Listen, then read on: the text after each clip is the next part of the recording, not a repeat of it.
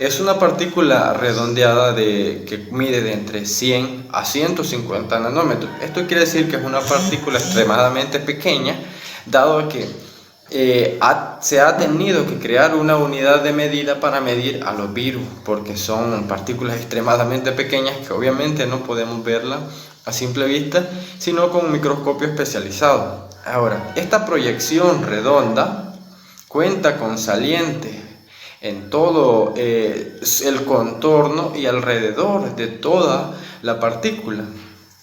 Tiene estas proyecciones que se llaman espículas.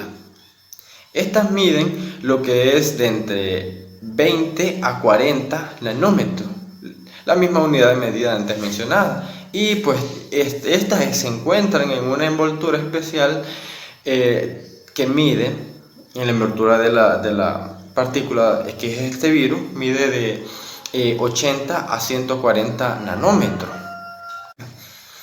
Dado a que este virus había mutado, o sea, era una cepa nueva de un coronavirus anterior, este nuevo coronavirus contaba con, con ciertas particularidades. Tenía la capacidad virulenta de su antecesor y tenía una nueva capacidad que había adoptado en base a las migraciones que este virus había tenido transespecie. Eso quiere decir que pasó de una especie a otra, hasta llegar a lo que es el humano, confiriéndole un gran campo de actividad en varias especies. Ahora, vieron que tenía ciertas características genéticas por los cuales no podía clasificarse dentro del grupo 1 y grupo 2 de coronavirus, de manera que ellos pensaron crear un nuevo grupo, el grupo 3, un grupo 4, dado que los primeros 1 y 2 afectaban a mamíferos y el grupo 3 afectaba a lo que son las aves, como les mencionaba, ¿verdad? Aves de corral o aves silvestres. Ahora, se pensó formar un número 4, pero dado a sus características para lo que es infectar mamíferos, más que todo, se pensó en darle un subgrupo a lo que es el coronavirus, a los grupos de coronavirus que están en el grupo 2. Este es un ARN virus, tiene material genético, es ARN, tiene alrededor de 30.000 pares de bases y una envoltura lipídica, y está organizado en 9 genes. Esta envoltura lipídica le confiere cierto tipo de protección. Ahora vamos a seguir hablando de lo que es la historia de la enfermedad. Les mencionaba anteriormente, a medida de adelanto, que esta era una enfermedad no nueva. Este brote era nuevo, pero el coronavirus no era nuevo. Ahora bien, esta enfermedad que comenzó a finales de 2012 en China, en la ciudad de Guangdong, China, no se le prestó la debida atención, o más bien quizás creyeron que no era una potencial fuente de enfermedad o llegaría a diseminarse tanto. Ahora, un punto cronológico, o más bien una línea de tiempo acerca de cómo fue esta enfermedad es la siguiente. Bueno, cuando en 2003, entre marzo de 2003, comenzaron a darse casos ya más pronunciados, comenzaron a notarse estos casos en la ciudad de China de Guangdong. Esto comenzó a diseminarse por todos los países europeos, muchos países europeos. En América también se diseminó, dado que acá en El Salvador tuvimos un caso y que por cierto fue un caso y un deceso, solamente fue uno. ¿Cómo se cree que fue la infección, o más bien se está seguro de ello? Fue porque, dado la globalización mundial en los aeropuertos, se puede viajar desde acá de nuestro país a cualquier destino en base a escalas, obviamente. La persona A se encontraba en un hotel X, un hotel cualquiera, en la ciudad de Guangdong. Posteriormente se trasladó a Hong Kong, China, a Hong Kong, en Taiwán, que es parte de China. Esta persona A, al convivir con una persona B y una persona C o D, o hasta D, perdón, en este hotel, estas personas eran de diferentes países. Esta persona A contagió a la persona B, C y D. las personas B, C y D salieron para sus países de origen. Se cree que los primeros, así brotó los casos para Vietnam, para China, otras partes de Taiwán y el propio Hong Kong, en Singapur también y en Canadá. Ahora, estas personas cuando ya llegaron a sus países de origen tuvieron contacto con otras personas, de manera que éstas fueron diseminando el virus a lo largo de sus países, y posteriormente las personas extranjeras que estaban en esos países viajaron y llevaron este brote hacia sus países de origen, repitiendo el ciclo una y otra vez, de manera que se llegó a convertir en pandemia. Emitiendo la alarma por lo que es la OMS. En este apartado podemos clasificarla en varios estadios, en los cuales una persona puede, con un tratamiento efectivo, llegar a no desarrollar la siguiente etapa. Los síntomas leves.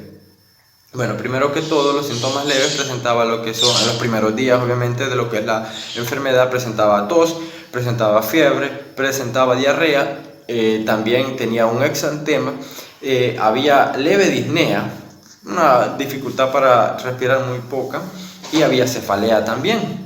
Ahora bien, no todos los pacientes presentaban diarrea, no todos los pacientes presentaban dificultad para respirar de una manera leve. Algunos sí, otros no. Ahora bien, cuando estas personas que se había infectado y que por cierto no tenía inmunidad contra este nuevo tipo de virus, llegaba a complicarse, se podía complicar debido a muchos factores. A veces por dificultad o por inmunodeficiencia, debido a diferentes factores, debido a patologías que tenía previas, como lo es la hipertensión arterial o la diabetes.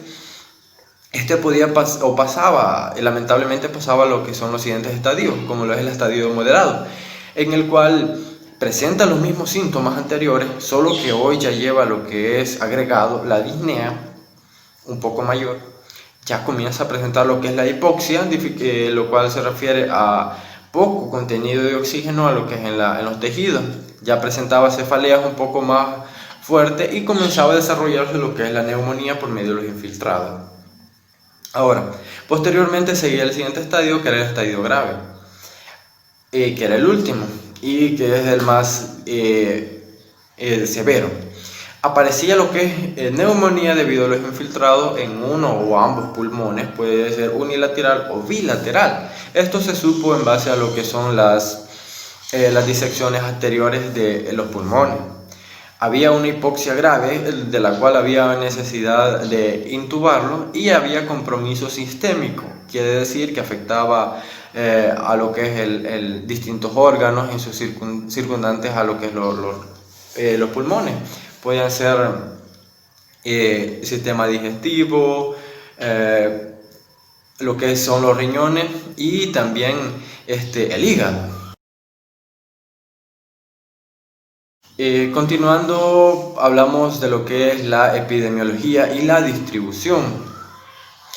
Este virus se logró diseminarse de una manera muy rápida debido a varios factores. Como ya lo mencioné anteriormente, el apoyo mucho es la globalización. En base a la epidemiología, podemos decir que es un virus fue un virus altamente contagioso, un virus altamente con una alta disponibilidad de infectar lo que son las vías aéreas. Podía ser transmitido de persona a persona, que más comúnmente al personal médico que trataba a estos enfermos, a las personas familiares del enfermo que vivían con esta persona, a las personas que tenían contacto con un enfermo leve, por ejemplo, compañeros de trabajo, en lo cual esta persona enferma asistía a trabajar creyendo que era una gripe leve. Estas personas era muy probable que se contagiaran, y el contagio, o más bien las manifestaciones, dependían de su estado inmunológico. se diseminó rápidamente por todo el mundo por lo que es la globalización y la alta conectividad que hay en lo que es en el mundo, entre continentes y en el mismo país. Ahora, inició en Guangdong, China, se diseminó por medio de la conectividad a Canadá, donde tuvo un alto impacto, una alta tasa de mortalidad. Y cabe mencionar que las tasas de mortalidad fueron diferentes entre país en país. Canadá tuvo su índice de mortalidad que varió entre el 14 al 17%, Vietnam en el 14%, Hong Kong entre el 10 al 14%. Canadá fue el país más afectado en esta patología. Es difícil establecer lo que es un reservorio específico, o más bien, desde dónde se desarrolló hasta llegar al humano, dado a qué, a lo siguiente. Cuando este virus se originó, sus antecesores, de este virus se originaron, afectaban a cierto tipo de mamífero o de ave. Ahora bien, puede ser que el coronavirus de tipo 1 o de tipo 2 que infectaban a los mamíferos, a los cuadrúpedos silvestres también, tanto domésticos como silvestres, más que todo el cerdo y el perro, estos en algún determinado momento en los mercados de animales vivos de China, estos estaban en un contacto muy cercano quizás con un ave. El coronavirus que era para infectar, o que más bien infectaba a un ave, se mezcló con el coronavirus que afectaba a los mamíferos. Ahora, al unir estas dos partículas, se crea un virus altamente contagioso y mortal, dado a que puede infectar mamíferos, puede infectar aves, ya sea aves de corral o aves silvestres, aves en libertad.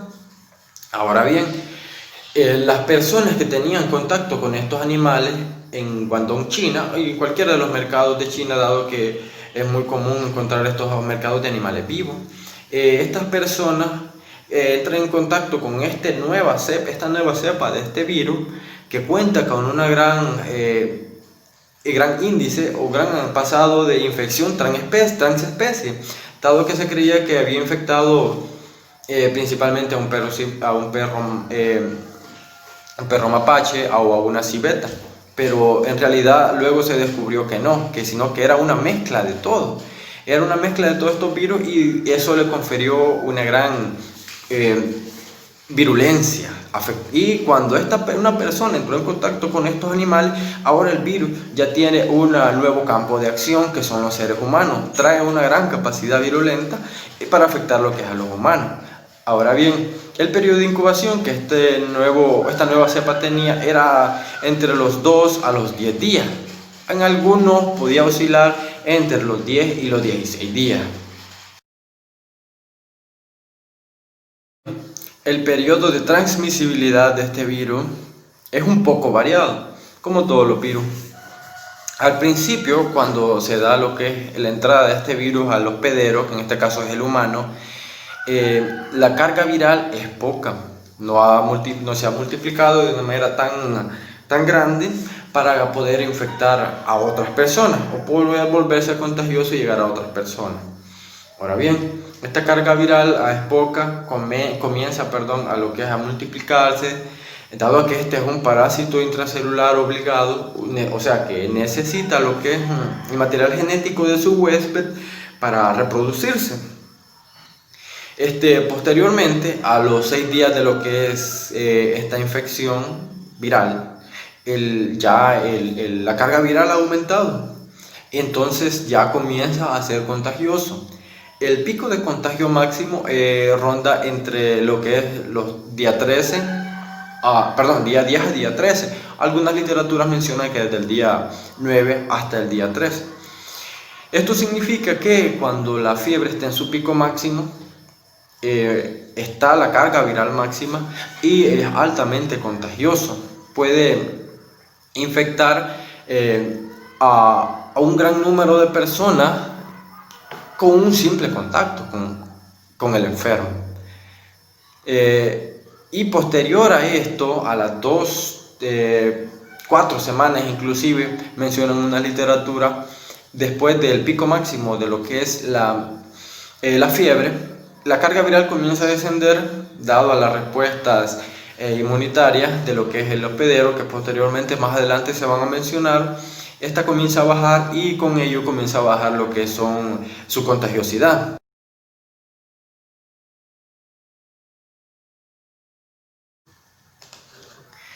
En el caso de lo que es la susceptibilidad, dado a que es un virus nuevo, es un agente patógeno nuevo, esta cepa más bien dicho es nueva, porque el coronavirus es antiguo, pero esta cepa siendo nueva, nadie tiene inmunidad contra esta cepa. Se creía que las personas que se habían infectado en los años 60, 67, con las epidemias que habían surgido en esos entonces, tenían cierto grado de inmunidad, lo cual no llegó a fundamentarse. Hay 4 tipos de personas que tienen mayor susceptibilidad de enfermarse, y no solo de enfermarse, sino de desarrollar más síntomas y mucho más, con un cuadro clínico más complicado.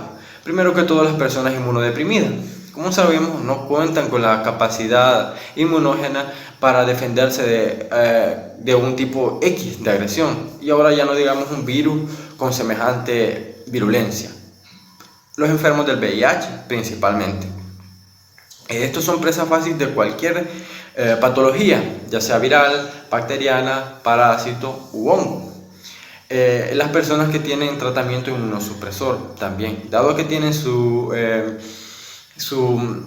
sistema inmunológico controlado y suprimido, dado a que se van a realizarse posteriormente a lo que son trasplante de órganos, y no se quiere que el cuerpo y el organismo rechace tal órgano, por eso se le da lo que es un tratamiento inmunosupresor.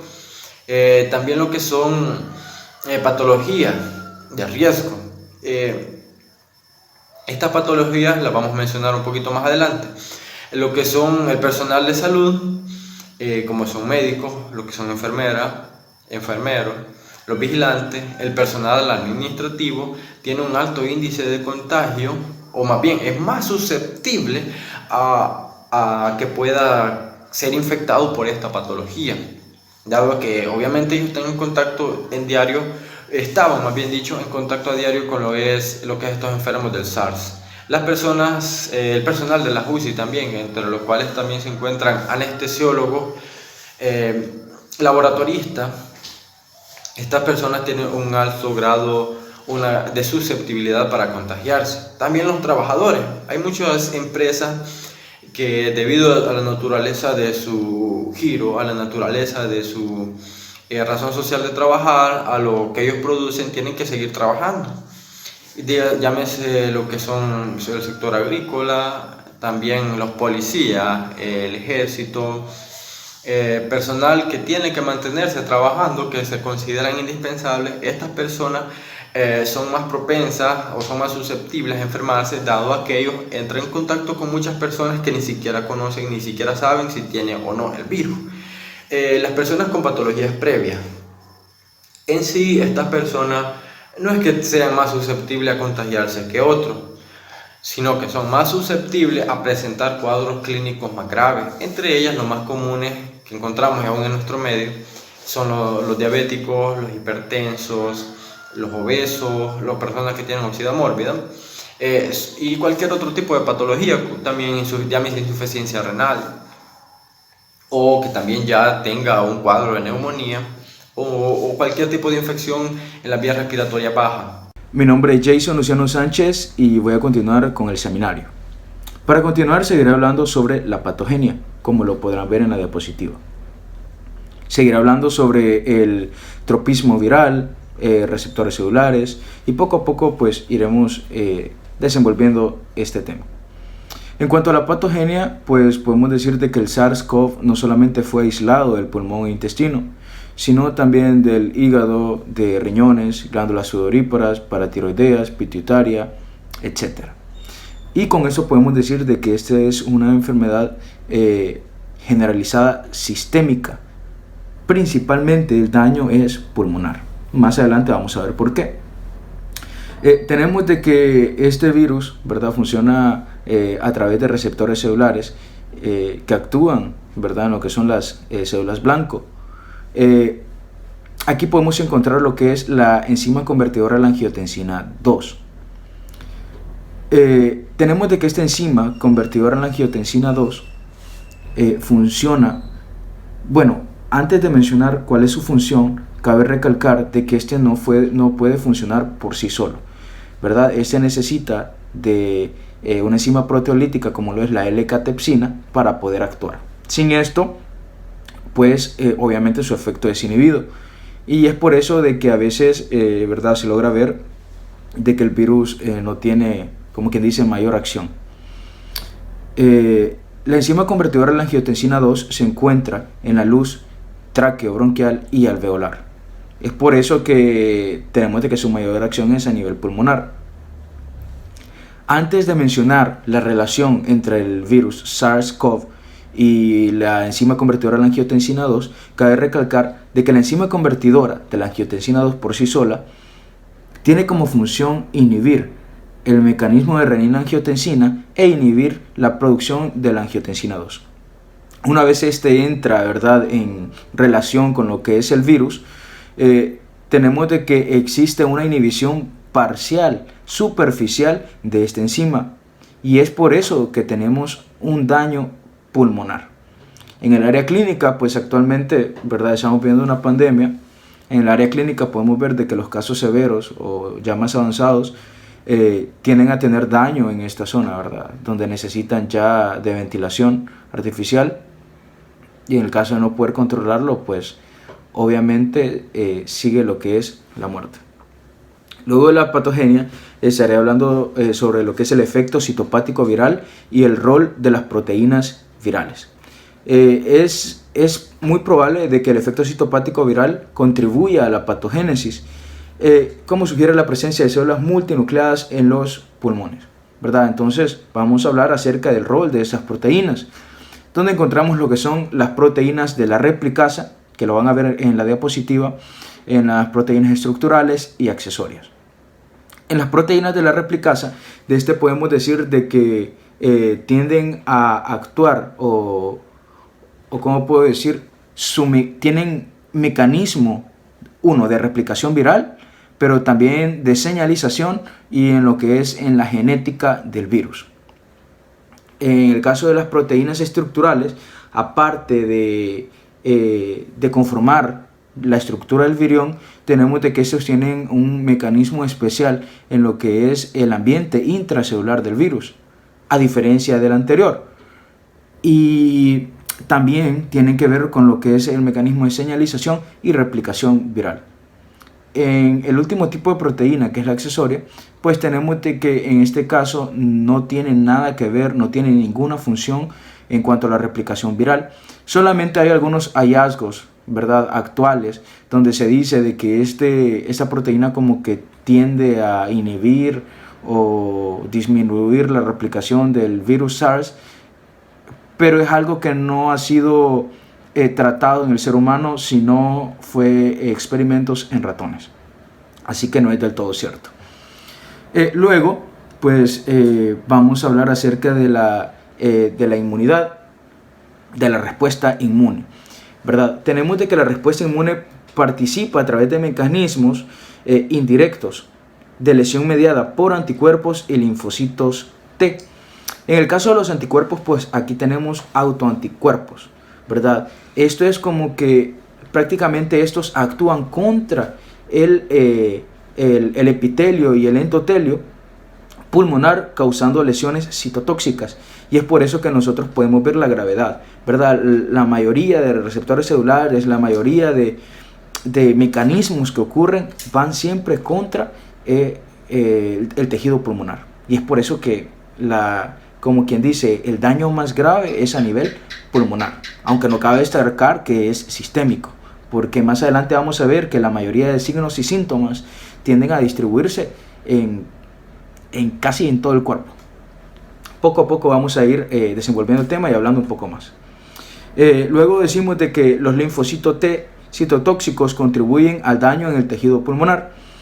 Luego encontramos de que hay un 50% de monocitos y un 30% de linfocitos T que están infectados, ¿verdad? Esto lo que hace es de que provoca que se ocurra una linfopenia. ¿Qué es una linfopenia? Es una reducción en los glóbulos blancos. Más adelante también vamos a hablar sobre esto, donde veremos que contribuye parte del diagnóstico, ya que cuando se hace un hemograma o una prueba de sangre encontramos una reducción en el recuento, ¿verdad?, de los glóbulos blancos, y esto puede contribuir incluso a un diagnóstico diferencial con lo que es el dengue. Continuaré hablando sobre el cuadro clínico. Tenemos de que luego de una fase de incubación de 2 a 10 días, aunque actualmente pues le encontramos que es de 1 a 15 o 16 días aproximadamente, tendremos una fase inicial, ¿verdad?, de la enfermedad por el virus SARS, que esta fase inicial consta de 3 a 7 días, ¿verdad?, donde prácticamente se presentarían, digamos, algunos síntomas, donde encontramos que habrá una fiebre arriba de 38.5 grados Celsius. En este periodo, pues obviamente van a haber síntomas, ¿verdad?, como había dicho anteriormente, los cuales serán una tos leve, y habrán otras manifestaciones inespecíficas, como puede ser diarrea, erupciones cutáneas, cosas leves, ¿verdad? Más adelante daremos un poquito más de detalles sobre eso. Luego se presentarán los síntomas respiratorios clásicos, como lo son una tos ya más seca, ¿verdad?, y más constante, y podremos enfrentarnos a una dificultad respiratoria con una hipoxemia severa. Y es por eso que es tan importante en ese cuadro clínico, ¿verdad?, y a la hora de estar vigilando al paciente, es muy importante pasar midiendo la presión parcial de oxígeno, debido a que esto puede ser un factor muy determinante en el progreso de la enfermedad y en la severidad de ella. Luego tenemos de que un 10 a 20% de los infectados van a necesitar, ¿verdad?, de otros mecanismos de respiración, como sería respiración mecánica, ¿verdad?, o artificial, ya que ya no tienen la capacidad de respirar por sí solos, obviamente. En el caso de no poder revertir este efecto, pues la persona morirá, como había dicho anteriormente. Algunos pacientes, pues, puede ser que presenten la enfermedad muy leve o sean oligosintomáticos. Actualmente, pues podemos saber de que cuando no presentan síntomas o son asintomáticos, como normalmente se le llama, lo único que logran presenciar es la pérdida del olfato y del gusto, actualmente, ¿verdad?, no según la literatura. También hay otra serie de síntomas inespecíficos que pueden ocurrir, como lo es la cefalea, diarrea, erupciones cutáneas, vómito, mareo y otras cosas más. Luego tenemos que dentro del cuadro clínico podamos encontrar lo que es la linfopenia como un factor crucial para determinar la severidad de la enfermedad. Tenemos de que, como había dicho anteriormente, la linfopenia es la reducción de glóbulos blancos. Tenemos de que los niveles de glóbulos blancos tienden a reducir mucho más en la segunda semana de la enfermedad y tienden a recuperarse en la tercera semana. Esto pues tiende a confundirse con otras enfermedades debido a la reducción de glóbulos blancos, pero esa reducción en sus niveles puede determinar de que la enfermedad sigue activa en el ser humano. Diagnóstico de laboratorio. Debido a la transmisión aerógena, ¿verdad?, que no es más que la transmisión a través del aire o partículas en él, y también la transmisión por medio de contacto directo, a través de mucosas, y no solamente debido a esa transmisión aerógena, sino también a la alta mortalidad, ¿verdad?, uno debe tener cuidado dónde se va a hacer un examen para un debido diagnóstico de laboratorio. Uno debe buscar centros de máxima bioseguridad. En nuestro país, prácticamente los exámenes de laboratorio no están, como quien dice, permitidos en todos los centros de laboratorio, sino que nuestro gobierno ha habilitado uno específico. En cuanto al diagnóstico, pues lo podemos dividir en diagnóstico directo e indirecto. ¿verdad? En cuanto al diagnóstico directo, pues podemos hablar sobre muestras clínicas para diagnóstico, ¿verdad? ¿Cómo se ha podido aislar esta gente? Pues ya creo que estamos más que informados en cuanto a eso, de que nosotros podemos aislar muestras a través de aspirados o hisopados nasofaringios. También a través de esputo, a través de sangre, a través de orina y de heces. Creo que uno de los más efectivos es el que se hace el hisopado nasofaringio, ¿verdad? Que es como quien dice el más común aquí en nuestro país. Luego tenemos lo que es la solicitud de los estudios, y aquí como quien dice, cuando se puede hacer alguien la pregunta, ¿verdad? ¿Cuándo es más propicio hacerse el examen para el diagnóstico? Pues según estudios se cree que, como quien dice, la fase de mayor virulencia, donde se puede encontrar con exactitud el virus, sería en la segunda semana de infección. Luego, ¿cuáles son los estudios a realizar? Pues el aislamiento en cultivos celulares pues podría ser, ¿verdad? Algo que permita la detección del virus o de la infección. Pero esto prácticamente son, como quien dice, conocimientos ya teóricos, ¿verdad? Del libro. Actualmente pues está elaborando lo que es la PCR en tiempo real, ¿verdad? A través de un hisopado nasofaringio, de acuerdo a conocimiento clínico, ¿verdad? Tuve la oportunidad de poder hablar con una laboratorista que me explicó eso. El gobierno solamente está haciendo hisopado nasofaringio, que es PCR en tiempo real. Existen también diagnósticos indirectos, ¿verdad? Que después voy a mencionar lo que es en el área clínica, cómo lo están utilizando, y es cuando es por la presencia, ¿verdad?, de algunas inmunoglobulinas. En el caso del SARS-CoV, pues presenta un patrón típico de inmunoglobulinas como es la inmunoglobulina M y la G. Tenemos de que estas se presentan desde que los síntomas están presentes, valga la redundancia, en el individuo. Tenemos de que la inmunoglobulina G es la que tiende a perdurar más tiempo, ¿verdad?, en el ser humano. Es por eso que aún luego de que la infección y de que el periodo viral ha terminado, sigue presente la inmunoglobulina G. Y es aquí donde nosotros encontramos las pruebas rápidas de el virus SARS-CoV-2. Actualmente, ¿verdad?, encontramos de que son unas pequeñas pruebas, son como pareciera como que fueran las pruebas de embarazo rápido, ¿verdad? A diferencia de que aquí no se hace con orina, sino que se hace con sangre, ¿verdad? Se hace una pequeña punción en el dedo para extraer sangre, se aplica y ahí marca la presencia de inmunoglobulinas.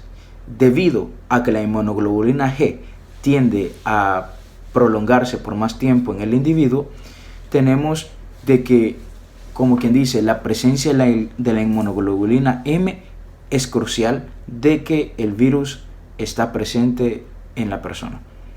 Si está presente la inmunoglobulina M y la inmunoglobulina G, hay una presencia del virus en la persona. Si solamente está presente la inmunoglobulina G, significa que la persona tuvo el virus, pero sigue con la inmunoglobulina G latente. Diagnóstico diferencial. Tenemos de que el diagnóstico diferencial en este caso pues es muy amplio, ¿verdad?, debido a todos los síntomas inespecíficos. Tenemos de que este puede confundirse con la presencia de otros virus como lo es adenovirus, influenza, parainfluencia, Streptococcus pneumoniae, etc.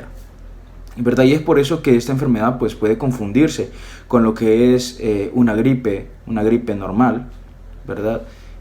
Puede confundirse con una neumonía, puede confundirse con una bronquitis, incluso con una bronquitis bilateral, debido a la presencia de todos los síntomas como lo es gripe, tos, ¿verdad?, que puede ser por una infección pulmonar. pero son cosas que pueden descartarse, ¿verdad?, a través de diferentes tipos de exámenes.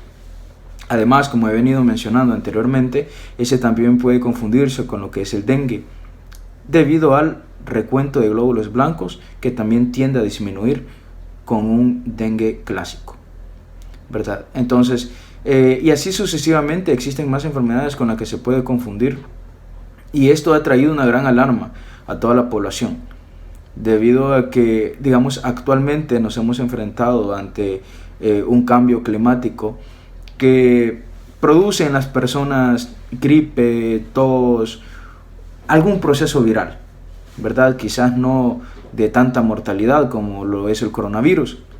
Entonces esto crea en las personas temor, ¿verdad?, pensando que ya tienen el virus.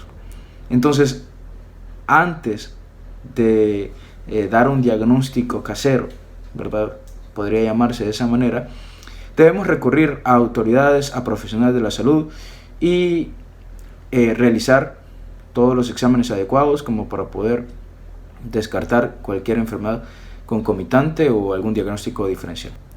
Tratamiento. Hasta el momento no existe un protocolo de fármacos base, ¿verdad?, para este virus, como lo es el SARS-CoV. Normalmente, e incluso he escuchado que actualmente están utilizando fármacos antiinflamatorios y antibióticos antivirales con el fin de revertir muchos de los síntomas de dicho virus, ¿verdad?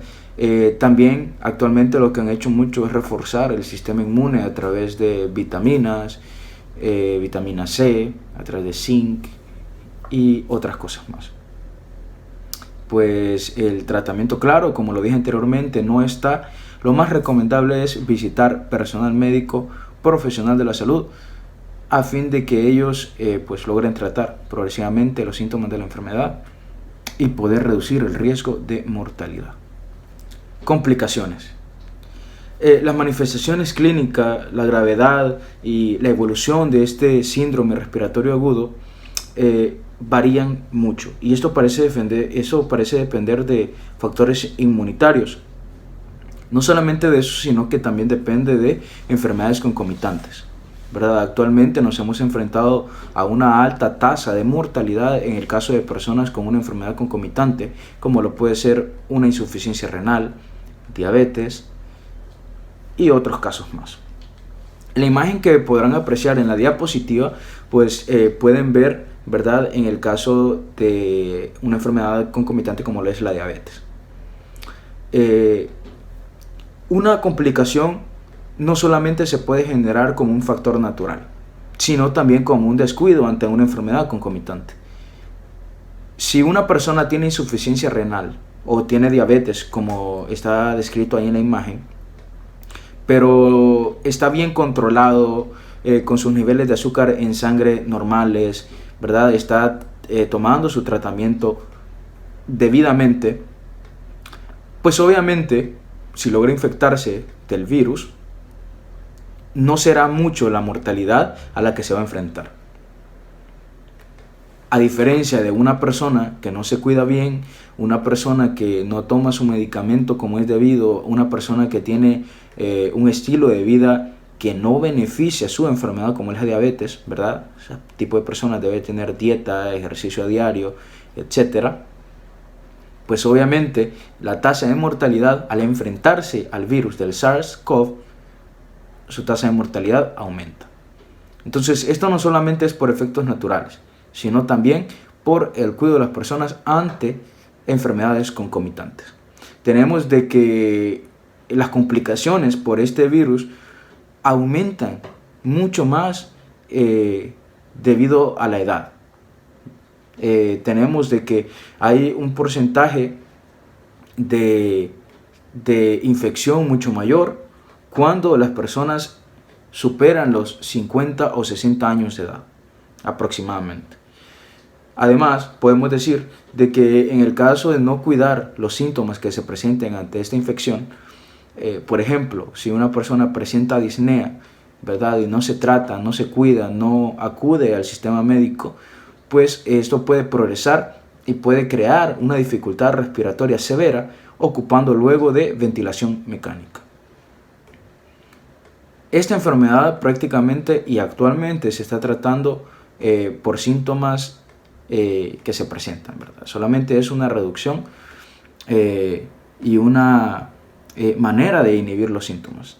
Así que el grado de mortalidad hasta cierto punto pues queda también en nuestras manos, en nuestro cuidado, ¿verdad? Si nosotros atendemos al llamado del gobierno en cuanto a asistir al médico, asistir a centros de salud lo antes posible, pues nuestra tasa de mortalidad va a disminuir. Pronóstico. La mortalidad global, de acuerdo a la teoría, ¿verdad? Y de acuerdo al libro de Carvajal, es de 10%. En adultos mayores de 60 años, de 50 a 60 años, la mortalidad aumenta a un 60%. ¿Verdad? Es por eso de que debe haber un mayor cuidado en las personas de la tercera edad o personas de que ya superen los 50 años de edad. En el caso de los niños, el riesgo es insignificante, ¿verdad? Este virus o esta infección tiende a no atacar a los niños, aunque se dio un cierto brote, pero en realidad no era del virus, ¿verdad? Actualmente, hace aproximadamente 3 meses, se dio un brote en Estados Unidos que se especulaba que fuera el virus, pero no lo era. Entonces podemos ver una tasa de mortalidad insignificante o prácticamente nula en caso de pediátricos. Prevención y control. En cuanto a este virus, pues tenemos de que, de acuerdo a la literatura, ¿verdad? Según casos endémicos de Hong Kong, pues todos los participantes, es decir, todo el personal de salud, pues han utilizado barreras para prevenir la propagación de esta enfermedad, ¿verdad? Como lo son mascarillas o tapabocas KN95, que son las de máxima eficiencia para el personal de salud. Además de eso, han utilizado protección ocular, ¿verdad? Lentes, o incluso actualmente existen como unas capas de plástico que se ponen en toda la cara. También trajes completos, ¿verdad? De bioseguridad y lavado frecuente de manos. Eso es lo que ha utilizado el personal de salud, ¿verdad? En la siguiente diapositiva, pues ustedes pueden ver de que esas son las medidas que debemos tomar como población, ¿verdad? Son las medidas más normales, ¿verdad? Como lo es el lavado de manos con jabón antibacterial con frecuencia, mantener una distancia de por lo menos 1 metro, y también el uso de tapabocas, ¿verdad? En la imagen no está expresado, pero el uso de tapabocas es sumamente importante debido a que con esto nosotros podemos disminuir la propagación de la enfermedad, ya que la transmisión es aerógena. Entonces, al encontrarse ¿verdad? Con microgotas en el aire a la hora de estar hablando, o una persona que anda infectada y está tosiendo, pues de esa manera nosotros nos podemos infectar rápidamente. Así que estos son algunos de los consejos, son algunas de las medidas de control de la enfermedad. Conclusión. En cuanto al virus SARS-CoV, pues podemos decir de que no es de tomarlo de menos, ¿verdad? Es un virus con una tasa de mortalidad sumamente alta, ¿verdad? Como hemos podido ver, el grado de patogenia es impresionantemente grande y tiende a afectar principalmente a los pulmones. Muchas personas, ¿verdad? Han muerto a través de esa pandemia que estamos viviendo actualmente, muchas de ellas debido a que no le han tomado importancia, otras debido a enfermedades concomitantes y otras pues debido al proceso natural del virus. Así que solamente cabe destacar de que debemos de tomar todo el protocolo de bioseguridad disponible.